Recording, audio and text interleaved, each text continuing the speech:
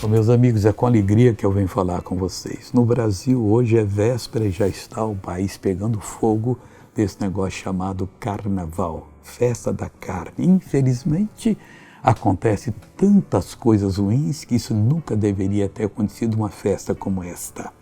Mas eu quero chamar você a atenção para outra festa. É a festa do Espírito de Deus.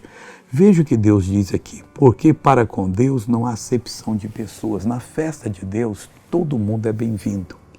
O feio, o bonito, o rico, o pobre, o baixo, o alto, qualquer pessoa com qualquer diferença. Porque a festa de Deus, ela é uma festa para toda a humanidade. E Deus quer que você entre na festa dos milagres, da cura divina, da libertação, da prosperidade, que você saia abençoado. A partir de agora, toda vez que for orar, lembre-se que Deus não faz diferença entre as pessoas, não há acepção. Ele quer lhe abençoar como abençoou qualquer outra pessoa. Veja essa pessoa que recebeu uma bênção e eu já volto. Tem fibromialgia. Travava o corpo inteiro. Travava. Eu não conseguia mexer nada. Como é que você chegou aqui hoje? Travada. Travada? Alguém te ajudou a entrar aqui na igreja? Me ajudou. Quem foi que ajudou? A irmã da igreja. Vem cá, sobe com ela aqui, traz ela aqui.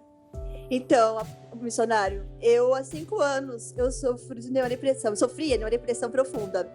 Eu tinha convulsão, o médico falava que eu tinha aneurisma. E agora, há uns 2 meses, que me deu fibromialgia. Fibromialgia. Para andar, como é que você estava andando? Travada. Você que veio com ela? Sim, eu conheci ela hoje. E aí viemos sentada no ônibus, conversando. Você ajudou ela? Sim. Como é que você chegou andando aqui com ela? Mostra para mim aqui como é que foi. Dificuldade para andar. Assim. Jesus curou? Curou. Como é que é o nome dessa moça bonita? Juliana. Juliana, anda em Jesus. Ei, Jesus, a senhora é muito linda. Oh, glória a Deus.